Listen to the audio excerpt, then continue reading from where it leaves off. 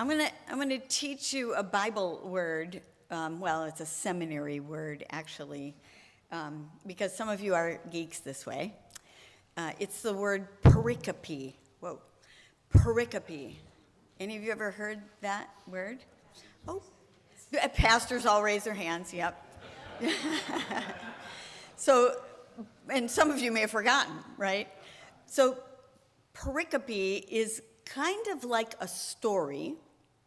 So Jesus told stories, but in this case, the whole pericope is not just the story, it's the teaching that goes with it. So it's a section of scripture that we understand, those of us who try to make sense of these things, going way back, right? It's an old word, it's an old idea.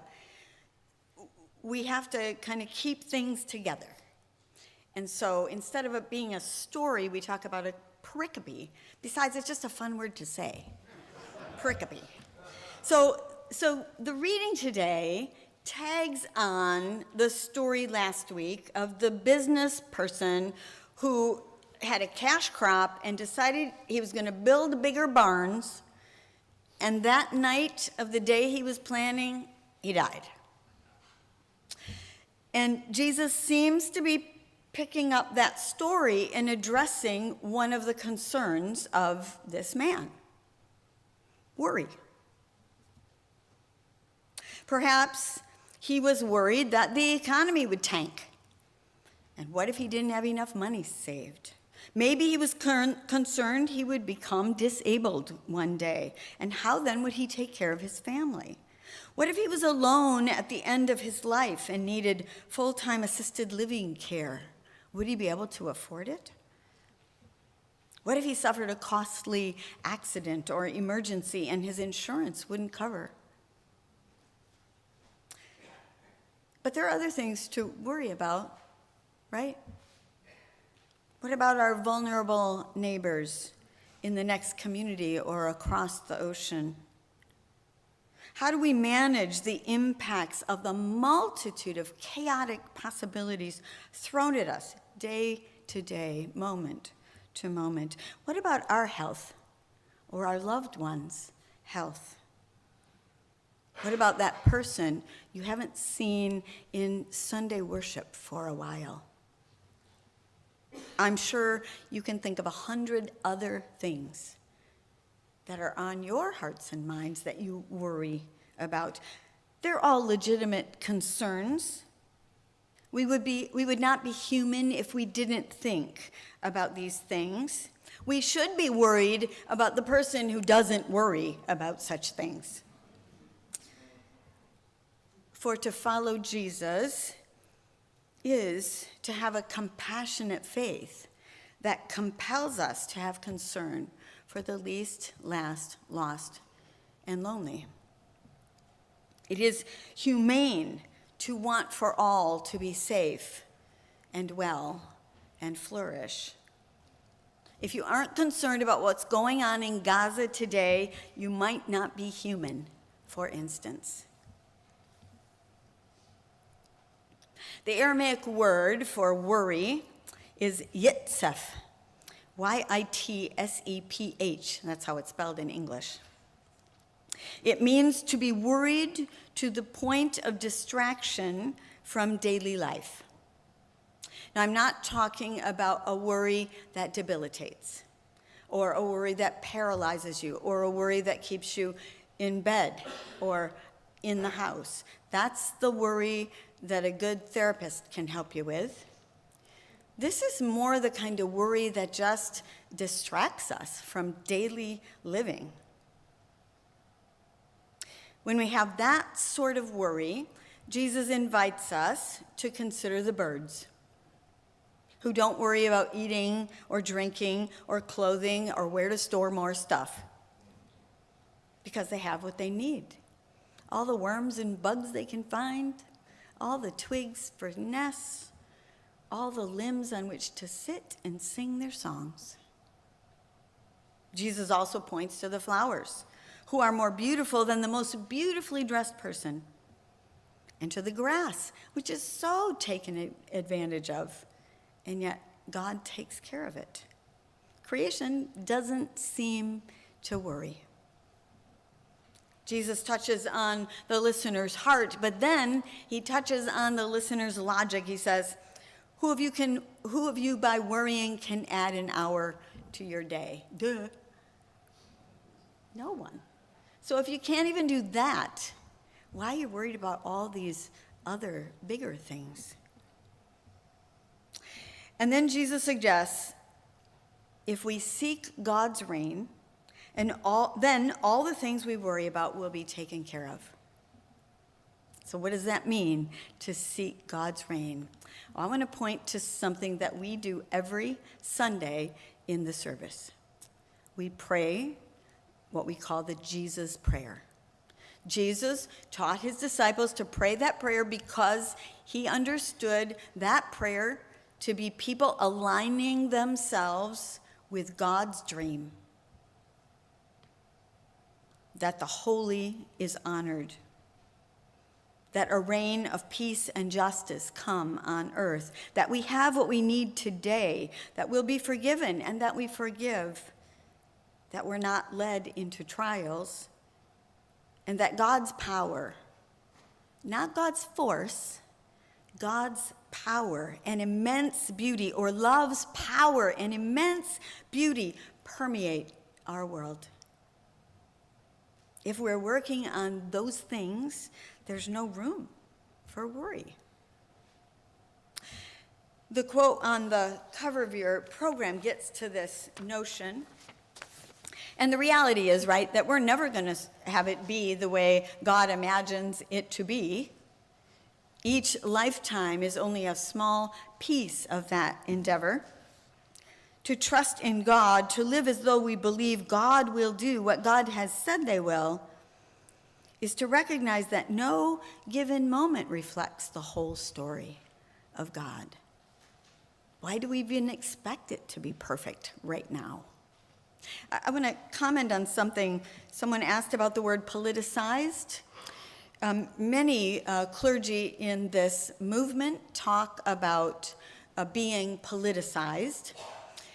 If you grew up in this country, you've been inculcated with the feeling that capitalism is a given. It is the way of the world. It's the best way, the only way. We don't think about it that way. We just live as though it is the only economic system that's correct. It also means, for most of us in the room, that we understand subconsciously ourselves to be colonizers, and that's okay. That's what it means to be politicized, that our thinking is political, and all thinking is, by the way. That was an aside. So let's go back to worry. Perhaps you know of other ways to ward off worry. In my thinking about this week, I found a few that I think are maybe the most helpful, maybe the most obvious too. But first of all, go back to Jesus. Connect with creation. Creation orients toward life. Plants turn toward the sun and reach for the nutrients in the water. If creation is not oriented toward life, it doesn't last. We are not always oriented toward life. I'm not, I'll confess. I'm not always oriented toward life. I do things that undermine my well-being, that undermine my ability to be God's presence in the world, that undermine God's dream for the world. We must regularly reorient toward life. Second, like Mary Oliver in the poem, who worries, and then just has to go outside and sing, sometimes just being out in creation, it calms you. Walking in the grass grounds you, literally grounds you, reconnects you with the earth. being able to see the bees buzzing and the butterflies and the birds and the flowers, it's so magnificent. It's hard to have worry when you're in that space.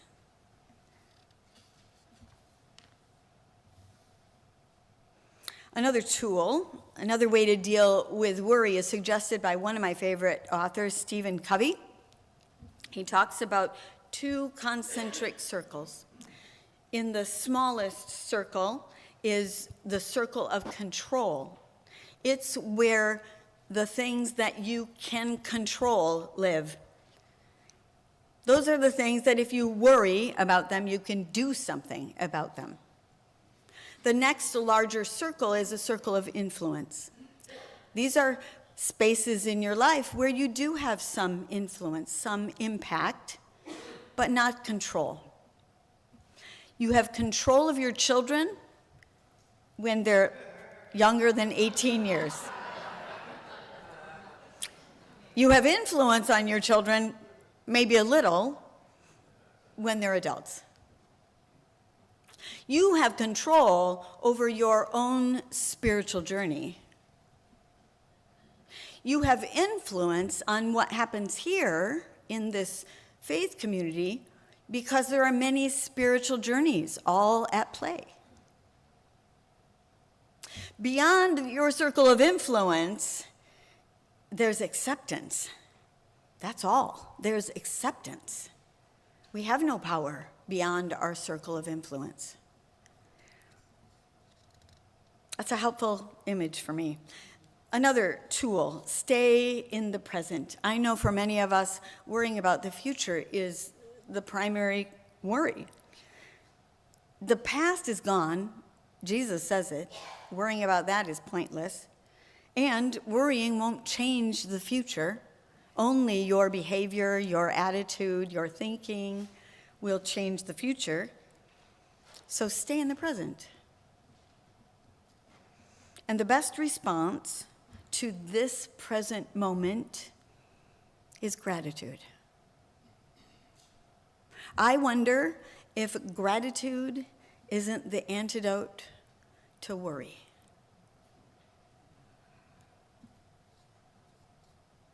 Another tool, breathing.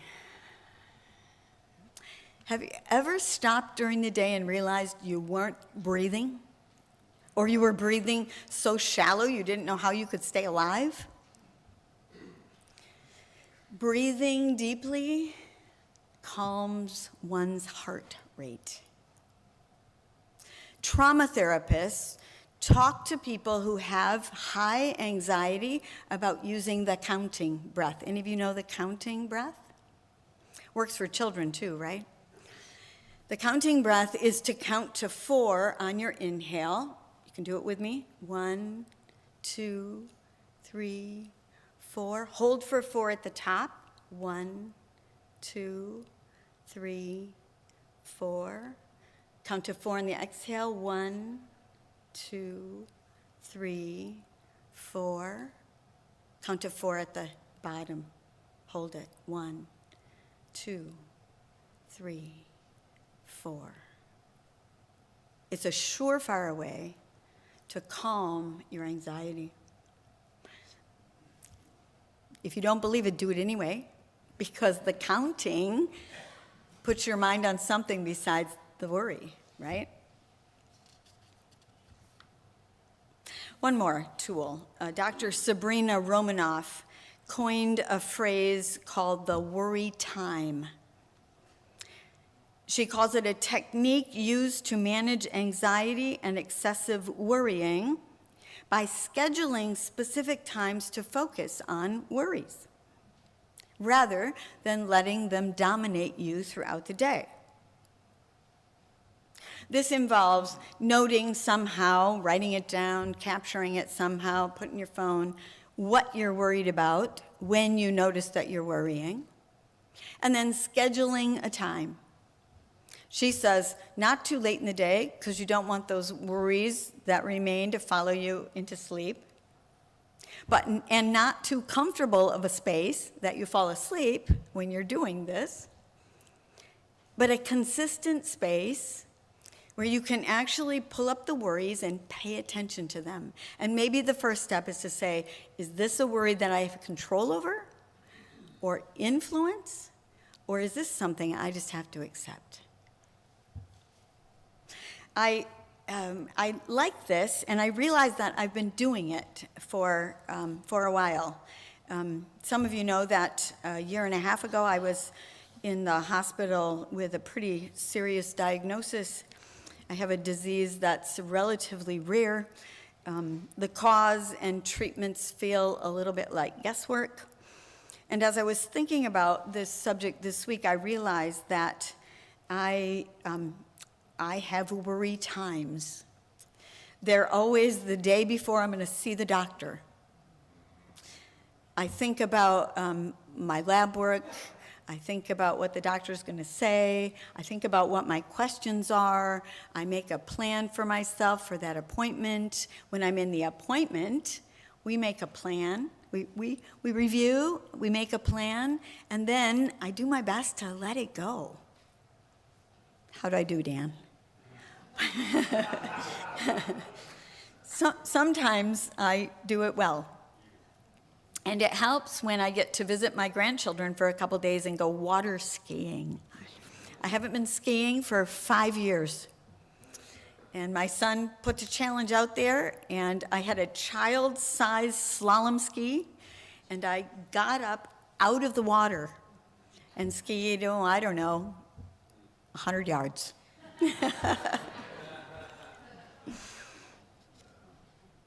I want to live fully as a person with this diagnosis. And that means not worrying about it, because worry just adds to it. And so finding ways to be distracted and to love life and to do the things that you enjoy. So what do we do with our worry about the world today? I'm sure you've been thinking about this a lot. And some of you have a plan.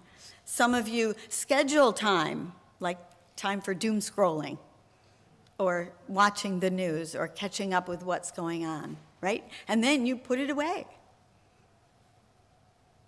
We have an opportunity to bring our worries together here. The creation justice team and the social justice team are creating opportunities for us to be together, to address as a community some of our worries about our world. Some of you have regular prayer times. Some of you meditate. Some of you go for walks. Some of you do Tai Chi. Some of you work out. Some of you sing. Some of you do art. Those are all strategies for keeping the worry at bay. Old favorite song of mine came up this week. Jewel, the artist Jewel, in her song Hands. Just a few of the lyrics. If I could tell the world just one thing, it would be that we're all okay. And not to worry, because worry is wasteful and useless in times like these. I won't be made useless. I won't be idle with despair. I will gather myself around my faith, for light does the darkness most fear. My hands are small, I know, but they're not yours. They're my own, and I am never broken. In the end, only kindness matters. I will get down on my knees and I will pray. I am never broken. We are never broken. We are God's hands. We are God's heart. We are God's eyes. I invite you in the next moment, as a worry comes up, to focus on one of those lines that touched your heart.